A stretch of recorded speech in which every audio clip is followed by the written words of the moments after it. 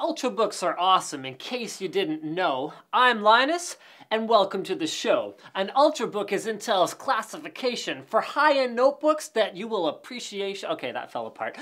So basically, an Ultrabook is a high-end notebook that cuts the bulk and weight without compromising on performance and battery life. Today, we've got Lenovo's latest and greatest Ultrabook. It's the second generation ThinkPad X1 Carbon 2014 edition. And while we won't be subjecting it to a drop test like Lenovo did with the first gen model, drop!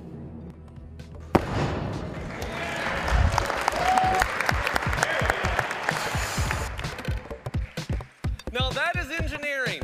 Do not try that at home.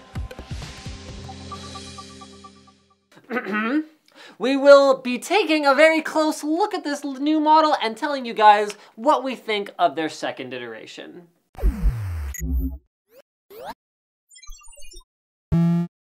Besides how incredibly thin and sexy it is, the X1 Carbon has some pretty darn impressive specs to go along with it. It is the world's lightest 14-inch Ultrabook. It is 17 millimeters thin, and I am so tired of that. 17 millimeters thick. Things are thick, they're not thin. And it is only 2.8 pounds, so you can hold it like this if you really want to. The NCIX team here was really impressed with the overall feel of it, especially when you consider how slim it is. It now meets the military mil standard 810G standard for toughness, so that means overall great durability in theory, and particularly the hinge that opens up a full 180 degrees, just like that, actually a touch more. It's darn nice feeling. Doesn't feel like it's gonna break or anything. The body is a magnesium alloy, and as the name suggests, the lid is made of carbon fiber complete with a little cool ThinkPad red LED in the logo, which is pretty nice.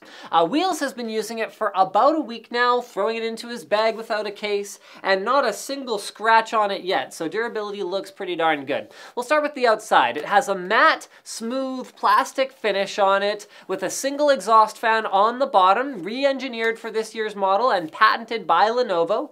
Let's go through the I/O ports. So on this side, we've got a USB super speed port, so that's USB 3. We've also got a LAN adapter, so I love to see this. Wired LAN is actually built in. Okay, yes, it's proprietary, mini Ethernet or whatever, but at least it's got one.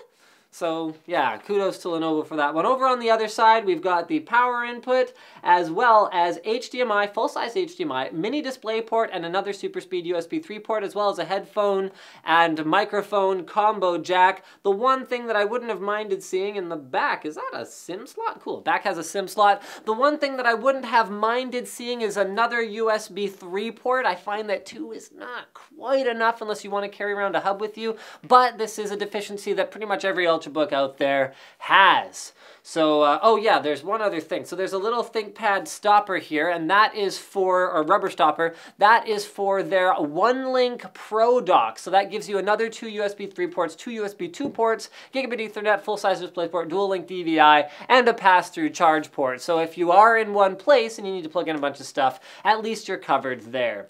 Overall, it's a fairly elegant solution compared to the clunky docks with, you know, large connectors on the bottom that can be hard to get seated properly. They're expensive, they take up a lot of space and all that kind of stuff. It should be noted that there is no SD card reader, and it's funny to me that we're not seeing a move in Ultrabooks to at least micro SD compatibility, because the slot does take up less space, much like, you know, we see on a phone where they have moved to micro SD, so it wouldn't be that hard to implement, and not having an SD card reader at all is kind of frustrating, but Lenovo's not the only one doing this. Opening up the lid reveals a very elegant design on the inside. We've got chiclet keys for the backlit keyboard, no caps lock. It has instead been replaced with home and end keys. We've got a half-size backspace to make room for a dedicated delete key. This is something Wheels was griping about, but I actually really like. I like a dedicated delete key, and because I rarely reach the right half of the backspace key anyway, that's not going to interfere with my typing at all. Page up and page down are next to the arrows rather than integrated with the arrows because, what's this? No function key on the keyboard. Dun dun dun. More on that later. The tilde has been moved down between the right control and alt, and I think that's pretty much it for. Okay, before we get to the strip here, so there's no hard drive LED on this device. The power switch is over on the right, up at the top right, and then we have a long strip of, this is kind of cool. So this is a backlit, low-power LCD display protected by Gorilla Glass. It is Lenovo's intuitive adaptive keyboard, providing functionality depending on which app you're using. So you'll find volume control, brightness control, F1 to F12. The far left button right here, so that's the function key, actually toggles all of the different functionality. And on the negative side of this, you know, it's really cool, but it's not that intuitive when you first start using it. It's a little bit hard to see, especially in very brightly lit rooms or outdoors, but once you get used to it, and maybe with another revision to make it a little bit brighter, this is a really cool, neat direction for reducing clutter on the keyboard while providing the functionality that you actually need. If they allowed some more user configurability of it, so you could just say, okay, well look, I only need F1, F4, and F10, so I want those like locked here, and then I want like a little volume slider. Like if you could configure your own, that would be really, really cool. On the right side, we've got a fingerprint sensor. Lenovo's been doing this for years. I mean, even back to when IBM was making ThinkPads, they've had fingerprint sensors.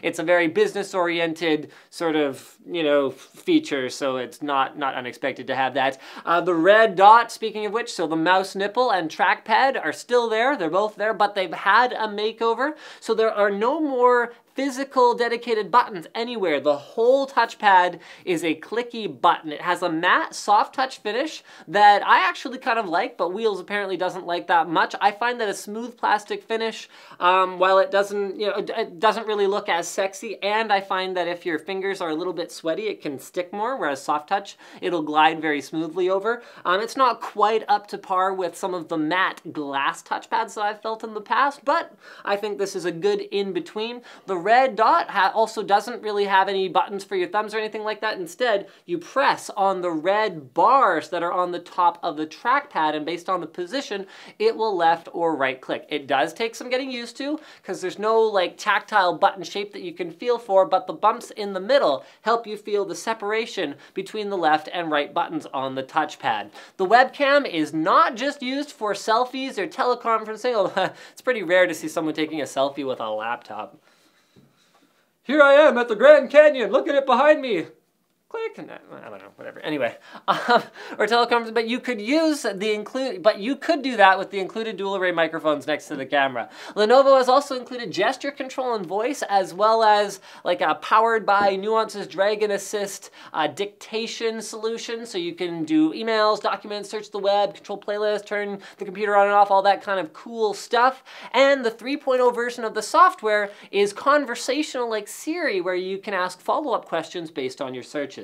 Next up, you'll see the sexy matte finish on the touchscreen with a crazy IPS panel that is at a 2560 by 1440 resolution. Looks really good, and I like to see a move towards slightly more matte glass panels. It used to be we had to choose between matte for maybe a less vibrant but more accurate color reproduction scenario, and glossy for that vibrancy, because matte touchscreens weren't really very good, whereas now with this matte glass finish, it still feels really nice and also looks really, really vibrant and poppy. It has a special anti-smudge coating. It's a 10-point multi-touch, and I think that's pretty much all there is to say about it. It's very, very beautiful.